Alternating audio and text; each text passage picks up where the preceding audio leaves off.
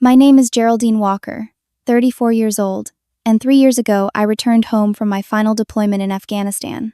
I never imagined my toughest battle would be against my own brother Kyle in a courtroom, fighting over our grandmother's inheritance. Growing up, Kyle and I were never close, but I never expected him to publicly mock the military service I couldn't even talk about due to classification. When he stood up in that courtroom and ridiculed my service, I felt my heart crack. If you've ever had a family member try to humiliate you in public, drop a comment below about how you handled it, and subscribe to see how this all plays out. I grew up in Brighton, a small town just outside of Denver, Colorado.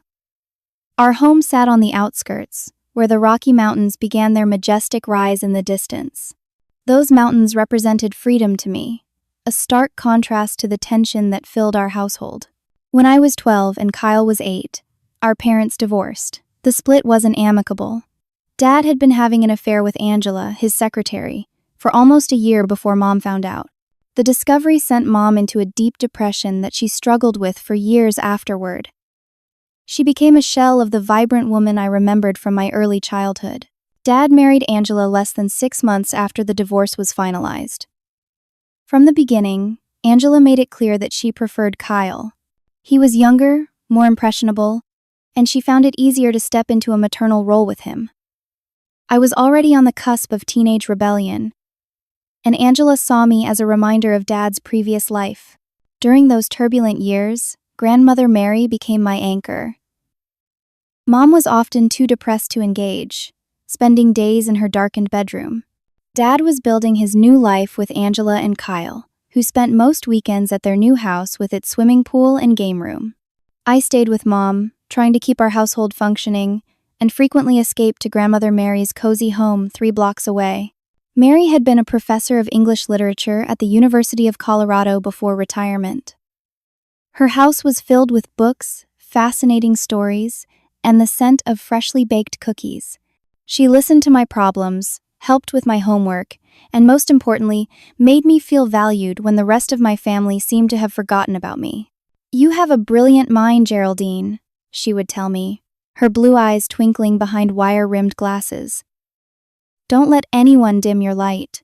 Kyle's resentment toward me grew gradually under Angela's influence. She was subtle about it, never overtly turning him against me, but constantly making small comments. "Your sister is so serious all the time," she would say within his hearing. Or, "Geraldine thinks she's so smart with all those books." By the time Kyle was in middle school, he had absorbed Angela's attitude completely. When I won the state science fair in 10th grade, Kyle rolled his eyes at the dinner where Dad had reluctantly gathered us to celebrate. "Anyone could build a simple computer program," he muttered, despite the fact that my project had involved creating an algorithm that could predict weather patterns more accurately than existing models. Computers and technology fascinated me from an early age. While other kids were playing outside, I was taking apart old computers Dad brought home from work, figuring out how they functioned, then putting them back together. By high school, I was writing code and building websites for local businesses to earn extra money. Despite our difficult home situation, I maintained a 4 gigapascals throughout high school. My guidance counselor, Mrs. Patel, pushed me to apply for scholarships, knowing that financial support from my parents for college was unlikely. When I received a full scholarship to study computer science at Colorado State University, Kyle dismissed it as just lucky. The contrast between how Grandmother Mary viewed my achievements and how Angela and Kyle saw them couldn't have been more stark. Mary proudly displayed my awards and newspaper clippings about my accomplishments in her living room. Angela never mentioned them, instead focusing conversations on Kyle's soccer games or participation in school plays, even though he rarely stuck with any activity for long. This division became painfully obvious at Grandmother Mary's 80th birthday party. Mary had insisted on having both sides of the broken family present, a rare occasion where Mom and Dad were in the same room. I had just finished my freshman year at college and had made the dean's list both semesters. We gathered in the backyard of Mary's home, an uncomfortable mix of relatives seated around tables decorated with Mary's favorite yellow roses. I had spent hours helping Mom prepare for the event, making sure she took her medication and wore something other than the bathrobe she had taken to living in. After the cake was served, Mary stood up to make a speech. She thanked everyone for coming and then, to my surprise, asked me to join her. "I want to recognize my granddaughter Geraldine," she said, her voice strong despite her age. "Not only for organizing this wonderful celebration, but for her outstanding academic achievements this year. I couldn't be prouder of the young woman she's becoming." The guests applauded politely, except for Mom, who beamed with genuine pride, momentarily lifted from her depression. I noticed Kyle whispering something to Angela, both of them wearing identical smirks. Later, as I was helping clean up, Kyle cornered me near the kitchen. "Grandma only likes you because you suck up to her all the time," he said, his voice low so others wouldn't hear. "You think you're so special with your scholarship and your computer stuff, but nobody cares." Not Dad, not Angela, just old Grandma who doesn't know any better. His words stung more than I wanted to admit. At 19, I should have been above letting my 13-year-old brother get to me. But family has a way of finding your vulnerable spots. "That's not true, Kyle," I said, trying to keep my voice steady. "Grandma loves both of us. And Dad does care. He's just complicated." Kyle snorted. "Keep telling yourself that." "Angela says you're just jealous because Dad loves me more. That's why you hide at Grandma's all the time." Before I could respond, Dad called for Kyle. They were leaving early because Angela had a headache. Kyle gave me one last smug look before running off to join them. I stood in the kitchen, hands trembling slightly as I rinsed dishes. The worst part was wondering if Kyle might be right. Did Dad really not care about me anymore? Had I been fooling myself all these years, thinking that our strained relationship was just a phase that would eventually pass? Grandmother Mary found me there, staring out the window at nothing in particular. "Don't let him get to you, my dear," she said gently, placing her hand on my shoulder. "Some people can only feel tall by making others feel small. You've always stood tall on your own merits." I turned and hugged her tightly, drawing strength from her unwavering belief in me. Little did I know that this pattern of Kyle's resentment and Mary's support would define our family dynamic for years to come, eventually leading us to that fateful day in court. September 11th, 2001 changed everything for me, as it did for many Americans. I was in my sophomore year at Colorado State, deeply immersed in my computer science studies, when the attacks happened. Like everyone else, I watched in horror as the footage played on repeat across every television screen on campus. 2 weeks after the attacks, a recruiter visited the computer science department. He wasn't the typical military recruiter in dress uniform trying to entice students with promises of adventure and college money. This man wore a simple suit and spoke quietly about the need for individuals with advanced technical skills to serve their country in a different capacity. "The war we're entering now will be fought as much in cyberspace as on physical battlefields," he told the small group of students who attended his presentation. "We need people who understand how to navigate that space, to protect our networks and trace those who wish to do us harm." Something in his words resonated with me. I'd always wanted my work with computers to matter, to make a difference beyond building websites or corporate applications. After 3 interviews and an extensive background check, I was enlisted in a specialized unit attached to the intelligence division. My family's reactions to my enlistment varied wildly. Mom was worried sick, conjuring images of me in combat fatigues on the front lines. Dad expressed a gruff pride that seemed genuine, though Angela quickly redirected his attention to Kyle's upcoming high school selection process. Grandmother Mary didn't say much when I told her, just nodded thoughtfully and squeezed my hand. "You've always had a strong sense of purpose, Geraldine," she said. "I trust you to make the right decisions for your life." The most difficult part of my new role came with the security clearance. From the beginning, I was bound by strict confidentiality agreements. I couldn't tell my family what I actually did, where I was stationed, or any details about my work. All they knew was that I was working in communications for the military. This vagueness became fodder for Kyle's first public mockery of my service. At Thanksgiving dinner at Dad and Angela's house during my first leave, Kyle, then 17, interrupted my vague description of my training. So basically, you're just typing in an office somewhere, he said, loading his plate with more mashed potatoes. Hardly seems like real military service to me. Dad frowned. Kyle, that's enough. Your sister is serving our country. Serving how? Kyle pressed, encouraged by Angela's smirk. She's not risking her life like real soldiers. She's probably just sitting in some air-conditioned room in Virginia playing with computers. The irony was painful. What I couldn't tell them was that my unit specialized in tracking terrorist communications and financial networks. Our work directly supported operations in Afghanistan and later Iraq, identifying targets and preventing attacks before they happened. My first deployment to Afghanistan came 18 months into my service. While I was indeed working with computers, it wasn't in some comfortable office back in the States, as Kyle had mockingly suggested. I was stationed at a forward operating base near Kabul, working in a reinforced bunker with equipment that frequently overheated in the desert conditions. Our base came under rocket attack twice during my first month there. During the second attack, a rocket hit just 50 yards from our bunker, killing 2 soldiers and wounding several others. I helped drag the wounded to the medical tent, my hands slick with blood as I applied pressure to a young private's shrapnel wound. The nature of my work meant that my team often knew about threats before they materialized. We intercepted messages, tracked money transfers, and pieced together fragments of information that painted pictures of planned attacks. One night, after 72 hours without sleep, our team tracked a series of suspicious communications that led to the discovery of a planned bombing at a marketplace in Kabul. Special forces intercepted the bombers just hours before they planned to detonate devices that would have killed hundreds of civilians and American personnel. We couldn't celebrate openly or take credit, but knowing we had saved lives gave meaning to our exhausting work. The stress was immense.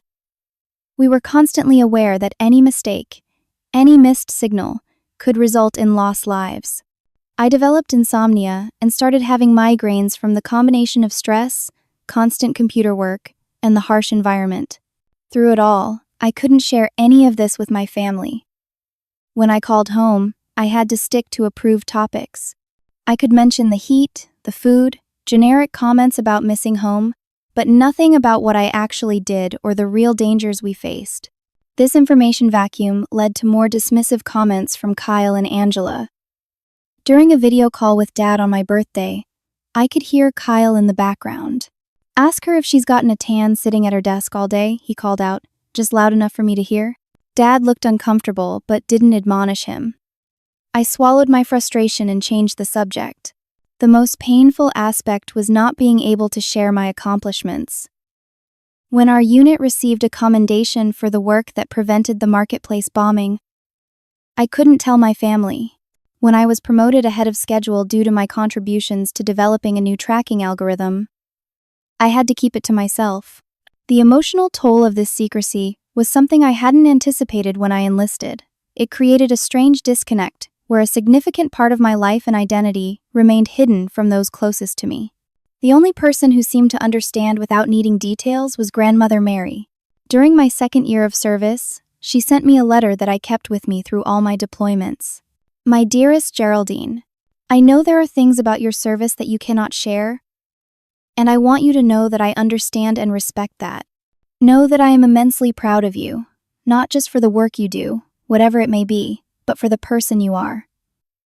Your strength, intelligence, and integrity shine through in everything you do. Remember that sometimes the most important work happens in the shadows, unacknowledged by the world at large. History is full of unsung heroes whose contributions were no less valuable for being unknown. Stay safe, my brave girl, and know that you are loved and appreciated, even if not everyone is capable of showing it. All my love, Grandma Mary. I read that letter so many times that the paper became soft and worn at the creases. On the toughest days when the pressure seemed unbearable, or when I received another dismissive email from Kyle or Angela, Mary's words reminded me of why I had chosen this path. As my 4-year commitment turned into 8 years of service, I rose through the ranks and took on increasingly sensitive assignments. The technology we used evolved rapidly, and my skills grew with it. By my final deployment, I was leading a specialized team focused on disrupting terror financing networks across the Middle East and Central Asia. What Kyle could never know, what I could never explain to him or anyone without clearance, was that the typing he mocked had helped prevent numerous attacks, saved countless lives, and contributed to operations that weakened terrorist organizations at their foundations. The irony of his mockery would eventually become apparent in the most dramatic way possible, in a courtroom where my service record would finally speak for itself. After 8 years of service and 3 deployments, I received an honorable discharge in 2013. The transition back to civilian life hit me harder than I expected. While I hadn't been in traditional combat roles, the high-stress environment, irregular hours, and the weight of life or death decisions had left their mark. I returned with symptoms that I later recognized as PTSD. Loud noises made me flinch. Crowds made me anxious. Constantly scanning for threats. Sleep came fitfully, interrupted by nightmares about attacks we had prevented and ones we hadn't. The worst was the hypervigilance that never seemed to switch off. The feeling that danger lurked around every corner. Adding to the difficulty was the continued secrecy surrounding my service. My discharge papers listed my role in deliberately vague terms. My military therapist understood the classified nature of my work, but civilian doctors and potential employers could only see the sanitized version of my service record. Despite my extensive experience and technical skills, I took a modest position at a mid-sized tech company in Denver. I could have aimed higher, but the thought of rigorous interviews and explaining the gaps in my resume without revealing classified information exhausted me. The company needed someone to manage their cybersecurity infrastructure, and I could do that job on autopilot while focusing on healing. 3 months after returning home, I received a call from grandmother Mary. At 87, her health had begun to decline. She'd been diagnosed with heart failure the previous year, and recent tests showed her condition was worsening. "I don't want to be a burden on anyone," she told me, her voice weaker than I remembered, "but I could use some company these days." The decision was easy. My apartment lease was month to month, and working remotely was an option my company had already approved. Within 2 weeks, I had packed my modest belongings and moved into Mary's spare bedroom. Mary's 2-story Victorian home had been in our family for generations. Built in 1912, it featured original hardwood floors, stained glass windows in the dining room, and a wraparound porch where Mary still enjoyed her morning coffee on good days. The house needed some repairs here and there, a typical issue with homes of its age, but it was structurally sound and filled with warmth and character. Our arrangement benefited us both. Mary got the assistance she increasingly needed with daily tasks, and I found comfort in the one place that had always felt like home to me. We fell into a gentle routine. I'd work during the day, taking breaks to prepare meals or drive Mary to doctor appointments. In the evenings, we'd sit in her library, reading or playing fierce games of Scrabble that she usually won despite her failing health. Kyle's visits to his grandmother were rare and brief. He'd stop by every few months, usually when he needed something. He had dropped out of college after 1 semester and now worked at a car dealership owned by Angela's brother. At 27, he still lived in the guest house behind Dad and Angela's home. During these visits, I made myself scarce, working in the upstairs office or running errands to avoid conflict. But I couldn't miss overhearing some conversations, especially when Kyle would steer them toward financial matters.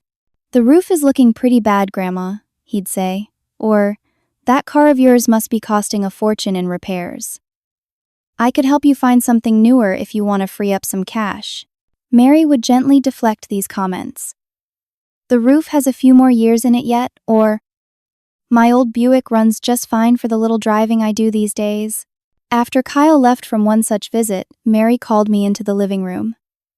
She sat in her favorite armchair, a crocheted afghan across her knees despite the warm spring day. I noticed her hands trembling slightly as she patted the sofa beside her. "Sit with me a moment, dear," she said. "When I did," she continued, "I want to talk to you about something important." She explained that several years ago, she had updated her will. The house, her modest savings, and most of her possessions would come to me.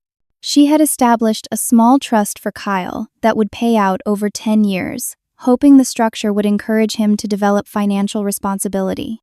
"I've seen how he handles money," she said, sighing. "He gets it, and it's gone immediately on whatever catches his fancy. I'm hoping the trust will give him time to mature." I tried to object, uncomfortable discussing inheritance, when I wanted her around for many more years, but Mary was insistent. "You should know what's coming, especially since you've been caring for me and this house." And truthfully, I worry about Kyle's reaction. He seems to assume he'll inherit everything equally, despite barely visiting me. Over the next year, Mary's condition deteriorated steadily. Her heart was failing, and each hospital visit left her weaker than before. I took a leave of absence from work to care for her full-time. My days were spent managing her medications, preparing the soft foods she could tolerate, and helping her move between bed and her favorite chair by the window. Dad visited occasionally, always looking uncomfortable and rarely staying long. Kyle came even less frequently, and when he did, he seemed impatient, checking his watch and finding reasons to leave quickly. One evening in late autumn, Mary had a particularly good day. She felt strong enough to sit on the porch for an hour, wrapped in blankets against the chill, watching the sunset paint the mountains gold and crimson. "Beautiful, isn't it?" she said softly. "I've been blessed to see so many Colorado sunsets in my life." That night, as I helped her prepare for bed, she took my hand. Her grip was surprisingly strong. "Geraldine," she said, "I want you to know how proud I am of your service to this country, whatever form it took. You've always had such integrity, such strength. I may not know the details, but I know it mattered." Tears welled in my eyes. "Thank you, Grandma," I whispered. "That means everything to me." She smiled and squeezed my hand once more before closing her eyes. "I love you, my girl. Never forget that." Mary passed peacefully in her sleep that night. The doctor said her heart simply stopped, that it was as gentle an end as anyone could hope for. I sat by her bed until morning, holding her hand as it grew cold, saying a private goodbye to the woman who had been my greatest supporter. The funeral was held 3 days later at the small Methodist church Mary had attended her entire adult life. The sanctuary was filled with former colleagues, neighbors, and students she had taught over her long career. Dad and Kyle sat in the front row with me, an uncomfortable family reunion under the worst circumstances. During the service, I noticed Kyle fidgeting, checking his phone when he thought no one was looking. After the final prayers, as people filed out toward the cemetery for the burial, I overheard him asking Dad about when they'd deal with the will stuff. The contrast between Kyle's barely concealed impatience and the genuine grief of Mary's friends and colleagues made my stomach turn, but I pushed down my anger, focusing instead on honoring Mary properly. There would be time for the legal matters later. As we stood by the graveside watching the casket being lowered, I felt a strange mixture of grief and gratitude. Mary had lived a long, full life, and had died peacefully in her home. She had been my anchor through the hardest parts of my life, including my return from service. Now she was gone, and I would have to find my strength without her steady presence. I couldn't have known then that the next battle was just beginning, that Kyle's greed would turn what should have been a time of mourning into a bitter legal fight. I couldn't have predicted that the military service he had mocked for years would ultimately be the key to preserving Mary's final wishes and her legacy. 2 weeks after we laid Grandmother Mary to rest, the family gathered in the office of her attorney, Mr. Grayson, for the reading of the will. The room was small but elegant, with dark wood paneling and leather-bound law books lining the walls. Mr. Grayson, a thin man in his 60s who had been Mary's friend and legal advisor for decades, sat behind his desk with a folder open before him. Dad sat stiffly in one chair while Angela hovered behind him. Kyle sprawled in another seat, attempting to look casual but betrayed by the way he leaned forward whenever Mr. Grayson shuffled his papers. I sat quietly, still numb from grief and exhausted from handling all the funeral arrangements. Mr. Grayson cleared his throat and began reading. The legal language was dense, but the substance was clear. As Mary had told me, the Victorian house, and the majority of her assets were bequeathed to me. Kyle would receive a trust fund of $50,000 to be distributed in quarterly payments over 10 years. There were smaller bequests to her church and the university library. The atmosphere in the room changed instantly. Kyle's face flushed deep red, and he gripped the arms of his chair so tightly his knuckles turned white. "This is bullshit!" he exploded. Standing so abruptly, his chair toppled backward. She was old and confused. Geraldine manipulated her. Mr. Grayson remained calm. "I can assure you, Kyle, your grandmother was of completely sound mind when she made these arrangements 3 years ago. I personally verified her competence, as did her physician." Kyle wasn't listening. He turned to me, pointing an accusatory finger. "You moved in with her and filled her head with lies. What did you tell her? That you were some kind of war hero while I was just a loser? We all know you just pushed paper in an office." Dad stood up. "Kyle, that's enough. This isn't the time or place." "When is the time, Dad?" Kyle shouted. "When Geraldine has sold the house and spent all the money? Grandma would never have done this if she was thinking clearly. She loved me too." Mr. Grayson interrupted firmly. "Mary left a letter explaining her decisions, which I'm prepared to read if you wish." "I don't need to hear her excuses," Kyle spat. "This will is getting contested. Come on, Dad, Angela, we're leaving." They stormed out, leaving me alone with Mr. Grayson. The attorney sighed deeply. "I'm sorry about that, Geraldine. Mary anticipated this reaction, which is why she documented everything so carefully. Would you like to hear her letter?" I nodded, unable to speak past the lump in my throat. The letter was pure Mary in its elegant simplicity and gentle firmness.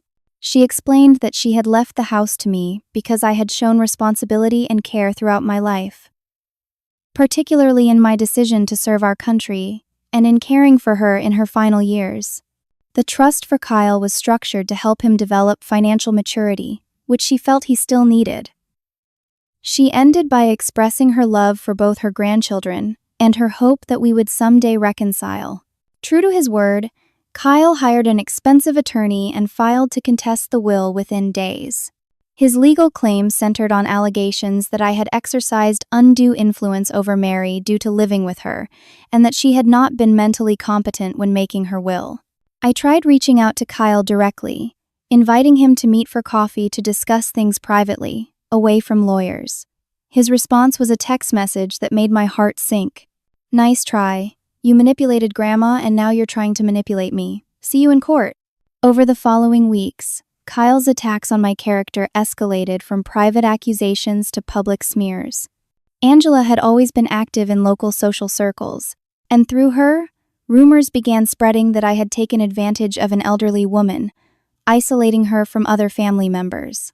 Most painful were Kyle's repeated attacks on my military service. He seemed fixated on this aspect, perhaps because it was the part of my life that Mary had specifically mentioned respecting in her will. "Everyone knows Geraldine was just some desk jockey who never saw real danger," he told mutual acquaintances. "She played up this mysterious classified work to make herself sound important." These comments stung particularly because I still couldn't defend myself by explaining the true nature of my work. My security clearance remained in effect even after discharge, binding me to secrecy about operational details. The situation worsened when Kyle created several social media posts claiming I was a fake soldier who pushed paperwork while real heroes died. He included an old photo from a base Christmas party where I was working at a computer, using it as proof that I had never been in harm's way. What Kyle didn't know was that the photo had been taken during a rare, quiet moment between intelligence operations that had directly supported a major offensive against terrorist cells in Helmand Province. The night after that photo was taken, our base had come under heavy rocket fire, and I had spent hours in a bunker coordinating communications while explosions shook the ground above us. Each new attack chipped away at my emotional reserves. I had returned from service with invisible wounds, and Kyle's accusations reopened them daily. Nightmares about Afghanistan returned with increasing frequency. I found myself jumping at loud noises again, scanning rooms for exits, struggling to maintain the progress I'd made in therapy. I needed legal representation, but finding the right attorney proved challenging. Many lawyers I consulted seemed uncomfortable with the classified aspects of my service record. They wanted to build a straightforward case based on evidence they could present in court, and my inability to discuss details of my military work complicated matters. Finally, through a veterans support group, I was referred to Patricia Hernandez, a former military attorney now in private practice. During our first meeting, I explained the situation, including the limitations on what I could disclose about my service. Patricia nodded understanding. I've handled cases involving classified service before. There are protocols for introducing sealed evidence when necessary, though we'll try other approaches first. The important thing is to focus on defending Mary's competence and her right to distribute her estate as she saw fit. With Patricia's guidance, I filed the necessary responses to Kyle's legal challenge. The court date was set for 3 months later, giving both sides time to gather evidence and prepare their cases. As the date approached, I tried to focus on honoring Mary's memory by maintaining her beloved house and continuing the community involvement she had valued. I volunteered at her church's food pantry and kept up her tradition of hosting the neighborhood book club. These activities helped ground me during a period of intense stress, reminding me of the values Mary had lived by and wanted to preserve. The night before the court date, I sat in Mary's library, surrounded by the books she had loved, feeling her absence acutely. On the mantel stood a photo of her and me taken on my high school graduation day. She was beaming with pride, her arm around my shoulders as I held my diploma. "I wish you were here, Grandma," I whispered to the empty room. "I don't care about the house or the money. I just miss you, and it hurts that Kyle is tearing apart your memory this way." I knew in my heart that Mary wouldn't want me to harbor bitterness toward Kyle. She had always believed in forgiveness and understanding. But as I prepared to face him and his accusations in court, I struggled to find that same generosity of spirit. The wounds he had inflicted with his public attacks on my service felt too raw, too personal. Little did I know that the courtroom confrontation would bring a reckoning neither of us had anticipated, forcing long-hidden truths into the open and changing our relationship forever. The county courthouse was an imposing granite building in downtown Denver, its steps worn smooth by generations of citizens seeking justice. I arrived early, dressed in a conservative navy blue suit, my hair pulled back in a neat bun. Patricia met me at the entrance, projecting calm confidence that helped steady my nerves. "Remember," she said quietly as we climbed the steps, "stay composed, no matter what Kyle or his attorney says. The judge needs to see you as the reasonable party here." Courtroom 3 was smaller than I'd imagined from television depictions, with dark wood paneling and uncomfortable-looking benches. Kyle was already seated at one table with his attorney, a sleek man in an expensive suit whom I recognized from billboards around the city, advertising aggressive representation for estate disputes. Behind them sat Angela and my father, neither meeting my eyes as Patricia and I took our places at the opposite table. The tension in the room was palpable. A heavy silence broken only by the shuffle of papers and the occasional whisper between Kyle and his lawyer. I focused on my breathing, using techniques my military therapist had taught me for managing anxiety in high-stress situations. Judge Warren Benton entered the courtroom, a tall man with silver hair and reading glasses perched on his nose. After the bailiff called for all to rise and the formalities were observed, the judge reviewed the case file briefly before addressing both parties. "I understand this is a will contest involving allegations of undue influence and diminished capacity," he said, his voice carrying an air of having seen many such family disputes before. "I'll hear opening statements, then we'll proceed with witnesses." Kyle's attorney, Mr. Raymond, went first. He painted a dramatic picture of a vulnerable, elderly woman manipulated by a calculating granddaughter who had isolated her from family and played on sympathies with exaggerated stories of military heroism.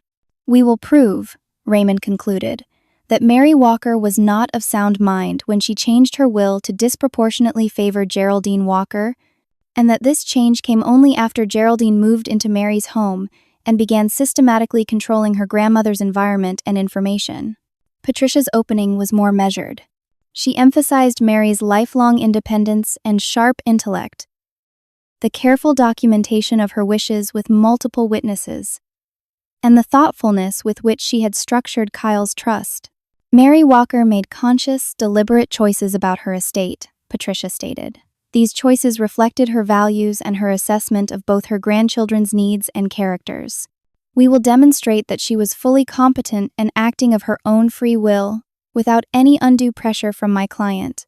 The first witnesses were two of Mary's friends from her church, who testified to her mental acuity even in her final months. Both mentioned Mary's pride in my military service and her occasional concerns about Kyle's financial irresponsibility, though Raymond worked hard to suggest these opinions had been influenced by my presence in the home.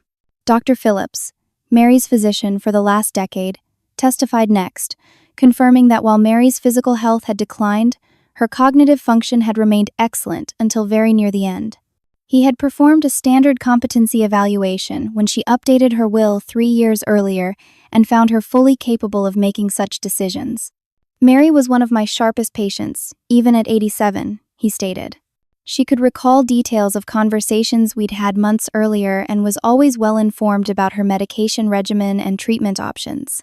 As the day progressed, I noticed Kyle becoming increasingly agitated, whispering urgently to Raymond during testimonies and shooting glares in my direction. When the court took a brief recess, I overheard him telling Angela loudly enough for others to hear, "Wait until our witnesses tear apart her fake war hero story." The afternoon session began, with Raymond calling Angela to the stand.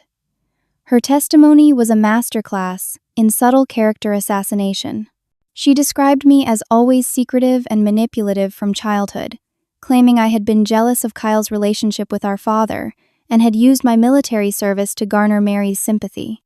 Geraldine would make these vague comments about her important classified work, Angela said, making air quotes with her fingers.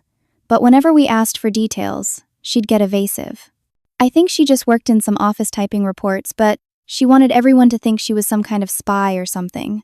Patricia's cross-examination was precise and effective. She established that Angela rarely visited Mary, couldn't name her doctors or medications, and had never been present for any conversations about the will. Angela grew flustered under the questioning, eventually admitting she had no direct evidence of any manipulation on my part. Raymond's next move caught us by surprise. He called a former army clerk who had briefly worked at the same base as me in Afghanistan. This man, James Denton, testified that he never saw Walker doing anything particularly dangerous and that my unit worked in a secure building away from the main action. What Denton didn't know was that our unit's office had been deliberately positioned to appear administrative while housing some of the most sensitive intelligence operations on the base. The most damaging moment came when Raymond produced a series of photos showing me working at a computer station, sitting in the base cafeteria, and attending a staff meeting.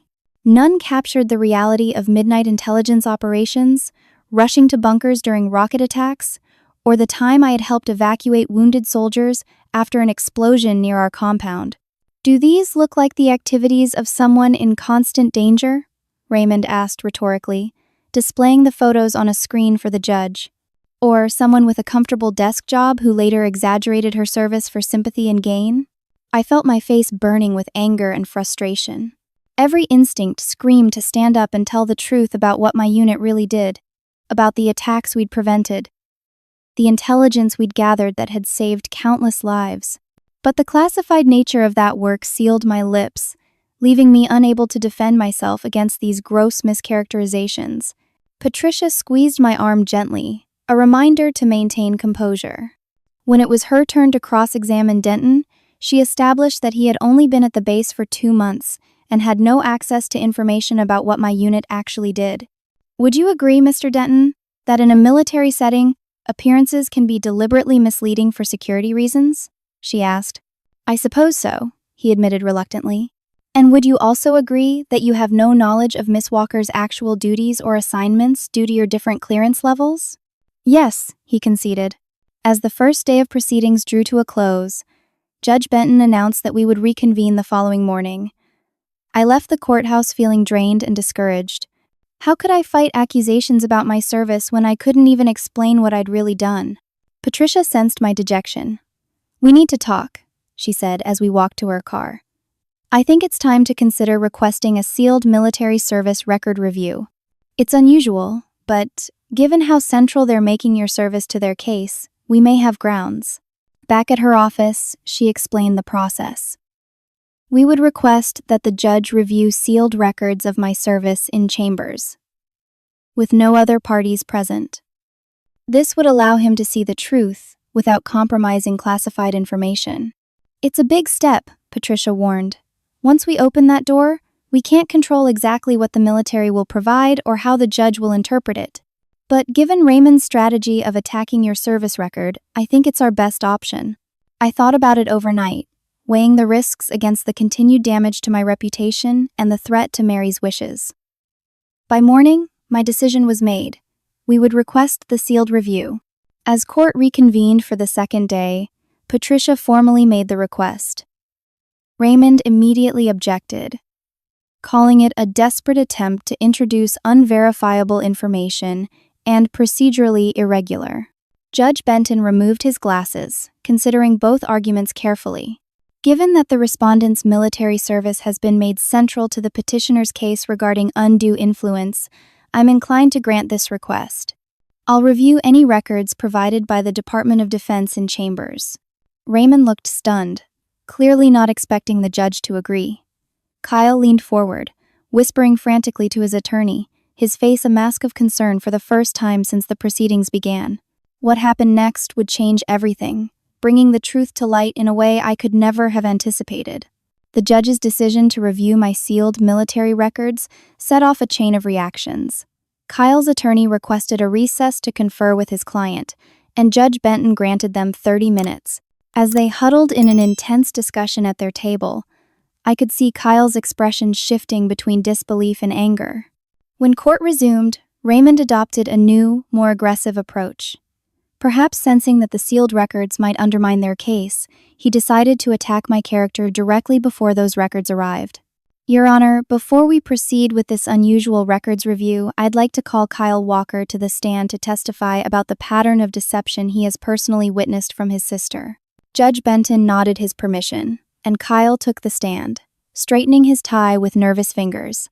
After being sworn in, he launched into a carefully rehearsed narrative about our childhood and his perspective on my relationship with our grandmother. Geraldine always knew how to manipulate people, Kyle testified, his voice gaining confidence as he spoke. She was the perfect student, the perfect granddaughter, always making me look bad in comparison. When she joined the military, it was just another way for her to play the hero. Raymond guided him through questions about my return from service and move into Mary's home. Kyle claimed that I had deliberately prevented him from spending time alone with our grandmother, that I monitored her phone calls, and that I had convinced her that he was irresponsible with money. Did your grandmother ever express concerns about your sister's military service stories? Raymond asked. Kyle nodded eagerly.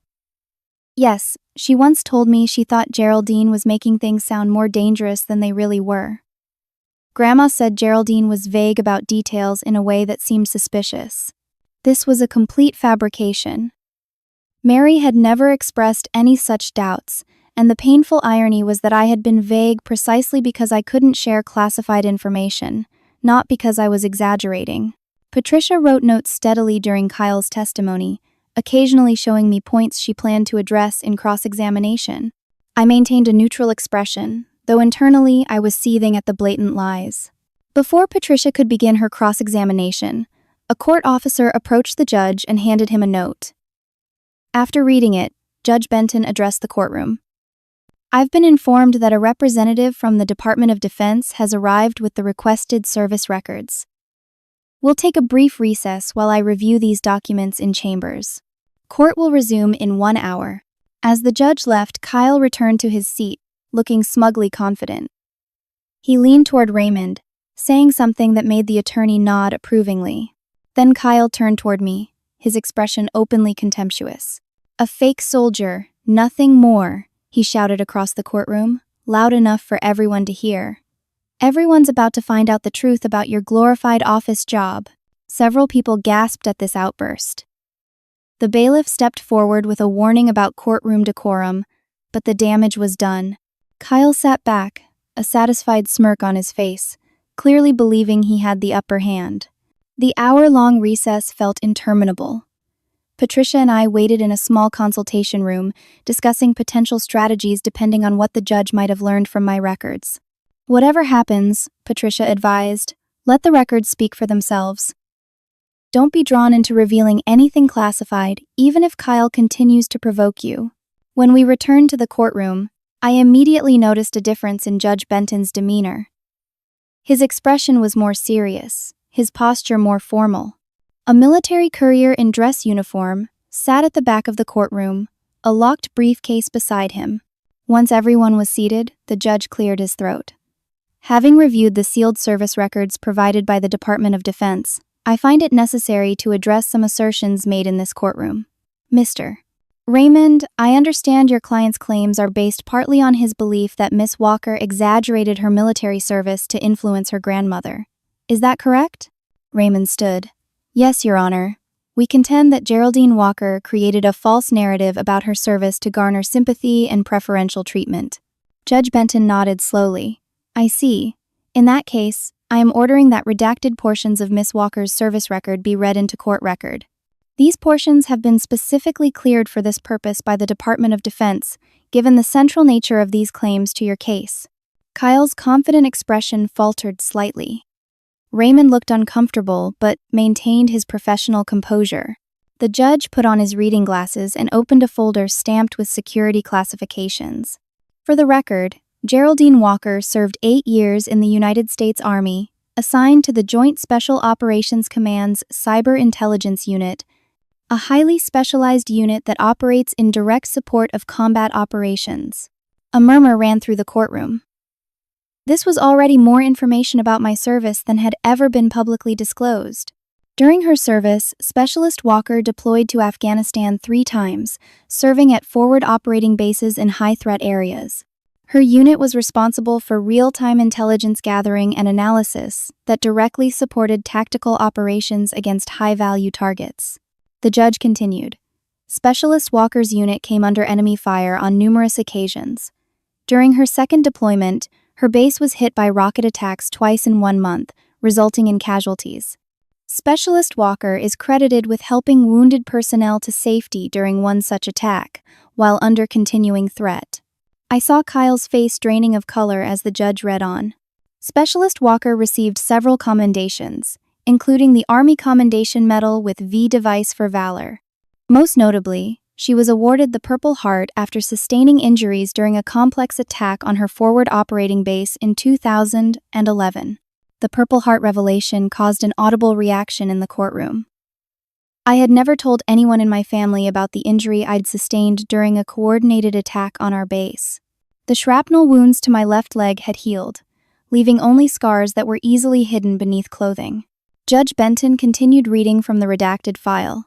According to her commanding officer's citation, and I quote, "Specialist Walker's exceptional service directly contributed to the prevention of numerous planned attacks against both military and civilian targets.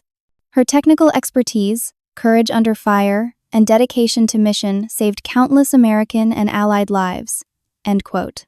He removed his glasses and looked directly at Kyle, whose smugness had completely evaporated, replaced by shock and the beginning of shame. "Mr. Walker, based on these authenticated records, your characterization of your sister's service appears to be not merely inaccurate but egregiously false. The court takes a very dim view of such unfounded accusations, particularly when they denigrate the service of those who have made significant sacrifices for this country." Angela had her hand over her mouth, her eyes wide with shock. My father sat completely still, his expression unreadable. Raymond was frantically scribbling notes, likely trying to salvage some strategy from this devastating revelation. Then something unexpected happened. From the back of the courtroom, someone began to clap slowly. Others joined in, the applause building until most of the courtroom was standing. I remained seated, overwhelmed by the moment and the unexpected public acknowledgement of service I had kept private for so long. Judge Benton allowed the applause to continue for a moment before gently calling the court back to order.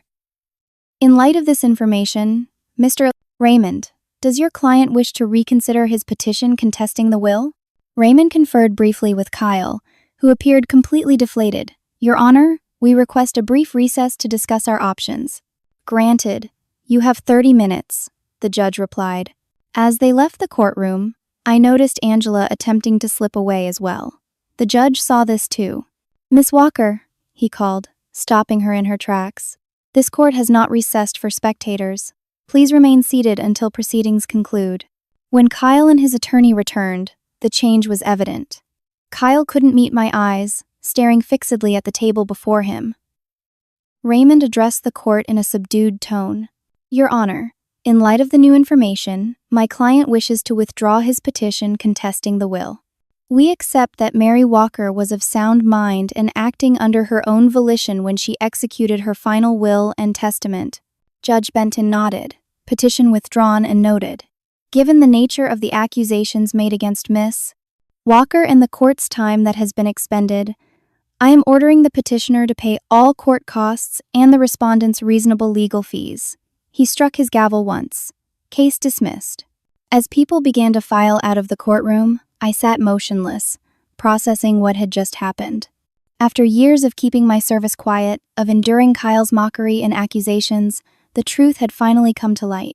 Not by my breaking confidence, but through official channels, in a way that preserved the classified nature of my work while vindicating my service. The courtroom had nearly emptied when I felt a presence beside me. Kyle stood there, his earlier arrogance replaced by genuine contrition. Geraldine, he began, but words seemed to fail him. Before he could continue, a court officer approached. Ma'am, the judge would like to speak with you privately in his chambers, if you're willing. I nodded and stood, gathering my things. To Kyle, I said simply, we'll talk later, before following the officer toward a new chapter in our complicated family story. Judge Benton's chambers were warm and inviting, with bookshelves lining the walls and framed photographs, suggesting a rich family life outside the courtroom. He greeted me with a firm handshake and gestured to a comfortable chair across from his desk. Miss Walker, I wanted to speak with you privately to express something that would have been inappropriate in open court, he said, his formal judicial manner softening slightly. My son served in Afghanistan during the same period as your second deployment. He came home safely, in part because of intelligence work that prevented attacks on his forward operating base. He paused, emotion briefly crossing his features. I don't know if your unit was involved in those specific operations, and I know you can't confirm or deny. But I wanted to personally thank you for your service, particularly the kind that goes unrecognized because of its classified nature. His words touched me deeply. Thank you, Your Honor, that means a great deal. As I left his chambers, I found the courthouse hallway mostly empty. Court security informed me that they had escorted Kyle out a side entrance when reporters began gathering, having somehow gotten wind of the dramatic courtroom revelation. Patricia was waiting outside, smiling broadly. That couldn't have gone better if we'd scripted it, she said. The judge's decision to read those redacted records into court was perfect. Enough to vindicate you without compromising security. What happens now, I asked. Legally? Nothing. The case is dismissed. Kyle has withdrawn his challenge. And the will stands as written. You'll receive the house and other assets as Mary intended, and Kyle will get his trust fund payments. The court will ensure he pays our legal fees. I nodded, feeling a strange emptiness where the anger and frustration had been. Winning should have felt more satisfying, but instead, I found myself thinking about Mary and what she would have wanted in the aftermath of this conflict. Outside the courthouse, I was surprised to find my mother waiting by the steps. We hadn't been close since my return from service, her own struggles with depression creating a distance between us. But here she was, her eyes red-rimmed but clear. I heard what happened, she said simply, opening her arms. I've been sitting in the back of the courtroom since yesterday. I stepped into her embrace, feeling a piece of myself healing as we hugged for the first time in years. When we separated, she kept her hands on my shoulders, looking at me with new understanding. I'm so sorry, Geraldine, she said, her voice breaking slightly. I should have been stronger for you when you came back. I should have stood up to Angela and Kyle when they said those things about your service. It's okay, Mom, I replied, meaning it. We were both dealing with our own battles. No, it's not okay. she insisted. "But I want to do better now, if you'll let me." That conversation marked the beginning of a healing process not just for me, but for our fractured family. Mom and I went to lunch, beginning to rebuild our relationship over soup and sandwiches at a quiet cafe near the courthouse. She told me she had recently started new medication and therapy for her depression, finding strength she hadn't known she possessed. Kyle contacted me 3 days later, asking if we could meet. I suggested Grandmother Mary's house, feeling it was appropriate for what needed to be said. When he arrived, I could see the change in him immediately. Gone was the swaggering arrogance, replaced by genuine humility. We sat in Mary's library, the room that had always been the heart of the house. For a long moment, neither of us spoke. Then Kyle broke the silence. "I don't know where to begin," he said, staring at his hands. "Everything I thought I knew about you and your service was wrong. The things I said, the accusations I made. There's no excuse." "Why did you do it?" I asked quietly. "Was it really just about the money and the house?" Kyle shook his head slowly. "It started that way, maybe. But honestly, it goes back further. I've been jealous of you for as long as I can remember. You were the smart one, the responsible one. Dad and Angela always compared me to you, and I always came up short." "Kyle, Dad and Angela constantly favored you?" I countered, surprised by his perception. He looked up, genuine surprise on his face. "Is that how you saw it? Angela was always telling me I needed to be more like you. More disciplined, more focused. Nothing I did was ever enough." We talked for hours, piecing together how we had each experienced the same family dynamics so differently. How Angela had played us against each other, making each of us feel inadequate in different ways. How our father's emotional distance had affected us both, though we'd interpreted it differently. Regarding the inheritance, I had made a decision that I believed honored Mary's intentions, while offering Kyle a chance at a fresh start. I explained that while I would keep the house as Mary wished, I had instructed the lawyers to modify the terms of his trust. Instead of small quarterly payments, he would receive half the trust immediately to help him establish independence from Angela and our father. "The other half will come in 5 years, as Mary planned," I told him. "She wanted to ensure you had long-term support, and I'm honoring that." Kyle's eyes filled with tears.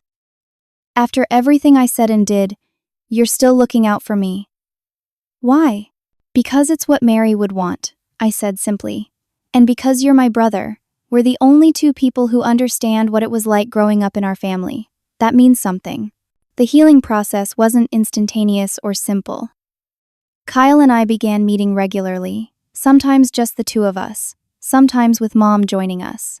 We shared memories of Mary, gradually replacing the bitterness of the court battle with reminiscences that honored her life and legacy. My father was slower to reach out, his pride making it difficult for him to acknowledge his failure to stand up for me against Angela's manipulation. But 3 months after the court case, he came to the house alone, asking to talk. Our conversation was awkward at first, years of distance not easily bridged. But it was a beginning. The most profound change came in my own heart. The public acknowledgement of my service in court had released something inside me. While I still couldn't share classified details, having the value and danger of my work recognized lifted a weight I hadn't realized I was carrying.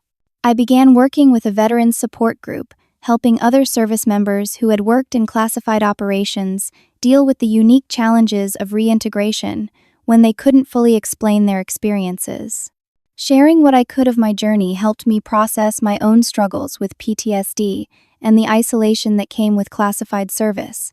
1 year after the court case, I hosted a gathering at Mary's house, our house now, to celebrate her birthday. Mom was there, looking healthier than she had in years. Kyle came with his new girlfriend, a kind nurse he had met through volunteer work he had started at a veterans hospital, something that would have been unimaginable before our reconciliation. Even Dad attended, though Angela chose to stay away. As we shared stories about Mary around the dining room table she had loved, I realized that this was her true legacy, not just the house or the financial assets, but the family healing that had ultimately come from the conflict over her will. In her wisdom, she had known that forcing us to confront our issues might eventually lead to resolution. even if the path was painful. The journey from that tense courtroom to this moment of family reconciliation hadn't been easy.